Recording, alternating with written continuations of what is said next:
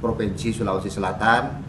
Kantor pemasarannya ada di sini di APP Tarani yang meliputi 24 kabupaten kota dengan jumlah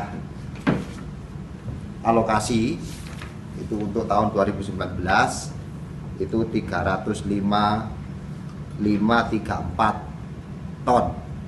Jadi 305.534 ton untuk seluruh tahun 2019. Sementara sampai saat ini realisasi kita yang sudah tersalurkan pupuknya untuk urea itu 81.762 ton, jadi sekitar 27%. Untuk tahun yang lalu, tahun 2018, kita diberi tugas oleh pemerintah menyalurkan 317.414 ton dan terrealisasi sebanyak 317.295 ton.